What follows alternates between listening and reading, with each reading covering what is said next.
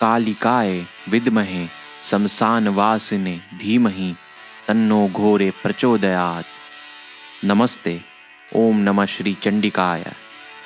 काली रहस्य के तीसरे एपिसोड में आपका स्वागत है। मार्कंडेय पुराण के अति गुप्त ज्ञान प्राधानिक रहस्य में देवी महाकाली के प्रकट होने की व्याख्या की गई है। आइए उसे जानते हैं। आद्य शक्ति त्रिगुणात्मक है, इसलिए ये जगत भी त्रिगुणात्मक है, यानी 3 गुणों से बना हुआ है, तमस, रजस और सत्व। समस्त ब्रह्मांडों के सृजन से पूर्व इस शून्य जगत को देखकर आदि शक्ति ने सर्वप्रथम तमोगुण प्रधान रूप उपाधि के द्वारा एक अन्य उत्कृष्ट रूप धारण किया। वह एक नारी के रूप में प्रकट हुई। यह ही महाकाली कहलाई। तमोगुण प्रधान रूप का मतलब ये नहीं है कि महाकाली में सिर्फ तमोगुण है। इसका मतलब यह है कि महाकाली में रजस और सत्व गुण से ज्यादा तमस गुण है। सत्व, रजस और तमस गुण के बारे में हम कभी और चर्चा करेंगे। आद्य शक्ति का यह महाकाली रूप इस ब्रह्मांड का सबसे पहला स्त्री का एक फिजिकल फॉर्म था। उनकी शरीर की कांति निखरे हुए काजल की भांति काले रंग की है। उनके नेत्र बड़े बड़े और कमर पतली है। 3 नेत्रों और श्रेष्ठ डालों से युक्त उनकी मुख की कांति अत्यंत शोभ्यमान है।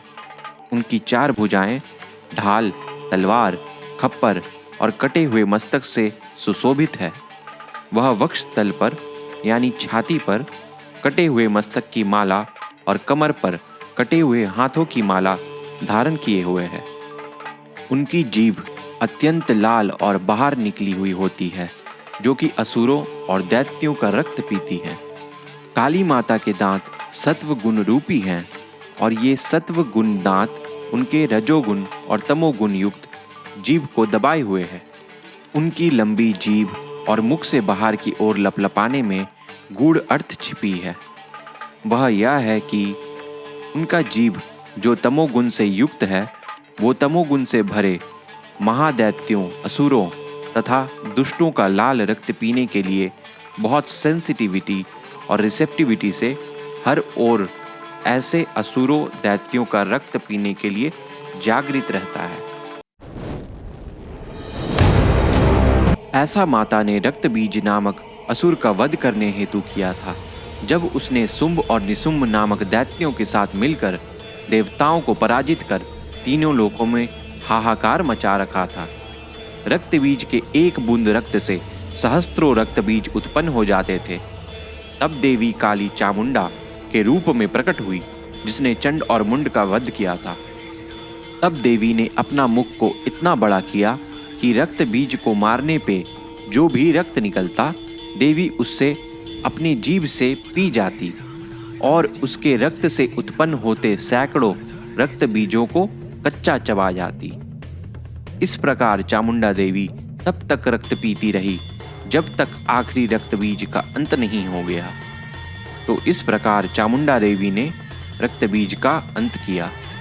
माता के हाथ में ये कटा हुआ मस्तक अहंकार, ईगो का प्रतीक है, जिसे माता काट डालती है, और खड़ग या चंद्रास्त्र जिससे माता सर काटती है, वो देवी का सायुज्य प्राप्त करा देने वाला अस्त्र है। माता की कमर में कटे हुए हाथों की माला उनके भक्त के कर्म का प्रतिनिधित्व करती है, जो उन्होंने अपने भक्तों से उनके कर्म ले ली हैं और अपने भक्तों के कर्मों को दिव्य बना चुकी हैं। ये ही महाकाली, महामाया, महामारी, सुधा, तृष्णा, निंद्रा, सुधा, एकवीरा यानी जिसे कोई नहीं हरा सकता, कालरात्रि तथा दुरत्या है, अर्थात जिसे पाना बहुत कठिन है। ये स्वरूप काली माता के स्वरूप से भिन्न है, क्योंकि ये महाकाली का स्वरूप है। वहीं काली माता के स्वरूप का वर्णन कालिका पुराण के अनुसार कुछ इस प्रकार है। काली देवी का वर्ण श्याम है, जिसमें सभी रंग सन्निहित है। भक्तों के विकार शून्य हृदय रूपी शमशान में उनका निवास है। भगवती चित्त शक्ति में समाहित प्राण शक्ति रूपी शव के आसन पर स्थित है। उनके ललाट पर अमृत तत्व बोधक चंद्रमा है और वे त्रिगुणात्मक निर्विकार केशनी हैं। सूर्य, चंद्र और अग्नि ये तीनों उनके नेत्र हैं, जिनसे वे तीनों कालों को देखती हैं। वे सतोगुण रूपी उज्जवल दांतों से रजोगुण तमोगुण रूपी जीव को दबाए हुए हैं। सारे संसार का पालन करने में सक्षम होने के कारण वे उन्नत पीन पयोधारा है। वे 50 मातृका अक्षरों की माला धारण करती हैं तथा माया रूपी आवरण से मुक्त है तथा सभी जीव मोक्ष न होने तक उनके आश्रित रहते हैं। वे निष्काम भक्तों के माया रूपी पाश को ज्ञान रूपी तलवार से काट देती हैं। वे काल रूपी शक्ति को वास्तविक शक्ति देने वाली विराट भगवती हैं। इसके अतिरिक्त रक्त बीज मर्दिनी श्री काली का स्वरूप वर्णन इस प्रकार है, जिन्हें चामुंडा देवी भी कहते हैं। संपूर्ण विकराल देह चमकते हुए काले रंग की है। उनकी बड़ी बड़ी डरावनी आंखें और मुख से जीभ को बाहर निकाले हुए है, जो गहरे लाल रंग की है। वह नरमुंडों की माला तथा कटे हुए हाथों का आसन धारण किए हुए है। उनके एक हाथ में खड्ग, दूसरे में त्रिशूल, तीसरे में खपर तथा चौथे में भक्तों को आशीर्वाद प्रदान करती है। काली, भद्रकाली, कालरात्रि, चंडी महाकाली से ही प्रकट होती हैं अथवा महाकाली के ही रूप हैं। वेदों में काली माता की भद्रकाली की रूप में स्तुति की गई है। अब मार्कंडेय पुराण के वैकृतिक रहस्य में और दुर्गा सप्तशती के प्रथम अध्याय में महाकाली के 10 सर, 10 हाथ और 10 पैर वाले महाकाली के रूप का वर्णन है, जिसकी ब्रह्मदेव ने स्तुति की थी। एक कल्प के अंत में जब संपूर्ण जगत एकार्ण वर्ण में लीन हो रहा था और भगवान महाविष्णु शेषनाग में योग निद्रा में थे, उस समय उनके कानों के मैल से 2 भयंकर असुर उत्पन्न हुए, मधु और कैटभ। आपको लग रहा होगा कि महाविष्णु जी के कान में भी क्या मैल हो सकते हैं? तो जी हाँ, भगवान के भी कान में गंदगी हो सकती है। जैसे हमारे कान की गंदगी में माइक्रोस्कोपिक ऑर्गेनिजम्स होते हैं, वैसे ही उन कॉस्मिक एंटिटी महाविष्णु भगवान के कान की गंदगी से माइक्रोस्कोपिक बैक्टीरिया नहीं, भयंकर असुर निकलते हैं। वो दोनों असुर विष्णु जी की नाभि कमल में विराजित ब्रह्मा जी को आघात करने हेतु उनके समीप जाने लगे। असुरों को अपनी ओर आता देख और विष्णु जी को सोता हुआ देख ब्रह्मा जी ने विष्णु जी की योग निद्रा में विराजित महाकाली का सत्वन आरंभ किया, जो इस विश्व की अधीश्वरी हैं, जगत को धारण करने वाली हैं और संसार का पालन करने और संहार करने वाली तथा तेज स्वरूप भगवान विष्णु जो सृष्टि का पालन करते हैं, उनको भी निद्रा के बस में करके सुला चुकी हैं। ऐसे में उनकी स्तुति करने में कौन ही सामर्थ हो सकता है? ब्रह्मा विष्णु महेश को भी शरीर उन्होंने ही धारण कराया है। ब्रह्मा जी अनेक प्रकार से स्तुति करते हुए बोले, हे महाविद्या, महामाया, महामोह रूपा, महामेघा, महास्मृति, महादेवी, महासुरा, प्रकृति, भयंकर, कालरात्रि, महारात्रि, मोहरात्रि, खड्गधारणी, शूलधारणी, घोर रूपा, गदा, चक्र, शंख, धनुष, बाण, भिषुंड और परिध धारण करने वाली सर्वस्वरूप परमेश्वरी जगदीश्वरी विष्णु को शीघ्र उठाओ और साथ ही इनके भीतर इन दोनों महान असुरों को मार डालने की बुद्धि भी उत्पन्न कर दो।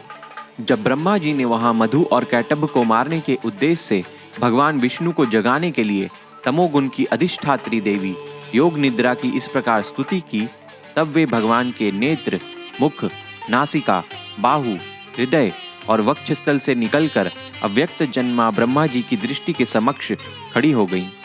योग निद्रा से मुक्त होने पर जगत के स्वामी भगवान जनार्दन उस एकार्णवन जल में शेषनाग की सैया से जाग उठे। फिर उन्होंने उन दोनों असुरों को देखा। वे दुरात्मा मधु और कैटभ अत्यंत बलवान तथा पराक्रमी थे और क्रोध से लाल आंखें किए ब्रह्मा जी को खा जाने के लिए उद्योग कर रहे थे। तब भगवान श्रीहरि ने उठकर उन दोनों के साथ 5000 वर्षों तक केवल बाहुयुद्ध किया। वे दोनों भी अत्यंत बल के कारण उन्मत्त हो रहे थे। इधर महामाया ने भी उन्हें मोह में डाल रखा था इसलिए वे भगवान विष्णु से कहने लगे, हम तुम्हारी वीरता से संतुष्ट हैं, तुम हमसे कोई वर मांगो। श्री भगवान बोले, यदि तुम दोनों मुझ पर प्रसन्न हो तो अब मेरे हाथ से मारे जाओ।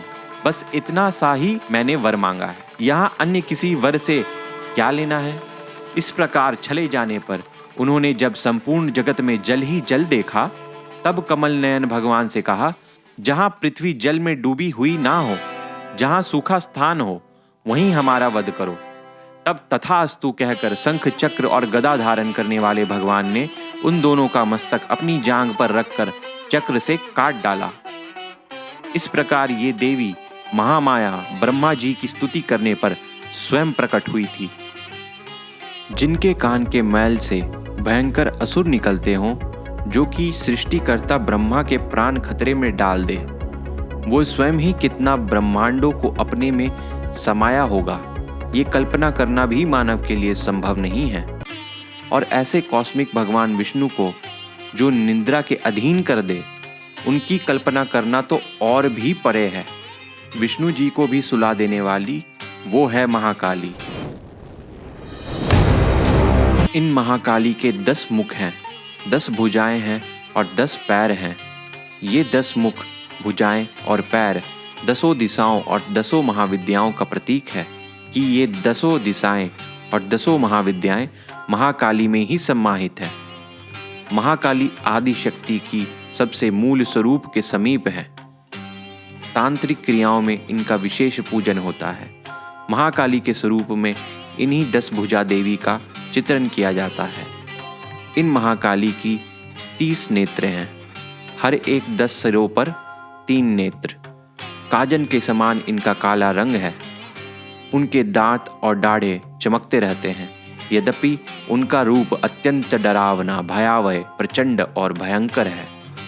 वे रूप, सौभाग्य, कांति एवं अपरंपार संपदा की अधिष्ठात्री हैं। उनके हाथों में खड्ग, बाण, गदा, शूल, चक्र, शंख, विशुंड, परिध, धनुष तथा जिससे रक्त टपकते रहता है ऐसा कटा हुआ मस्तक धारण करती हैं। आराधना करने पर ये जगत को उपासक के अधीन कर देती हैं। इस वीडियो के शुरू में बताया हुआ रूप भी आद्य शक्ति महाकाली का ही है, जिनमें उनकी 4 भुजाएं हैं, और 10 भुजाएं वाली काली भी आद्य शक्ति महाकाली ही है। और बाकी काली देवी महाकाली के ही रूप हैं, जो महाकाली से प्रकट होती हैं। अगले वीडियो में हम जानेंगे काली माता नग्न क्यों रहती हैं और इसका मतलब क्या है।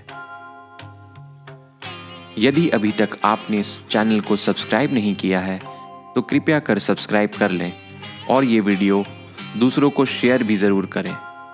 नमस्ते, जय मां काली।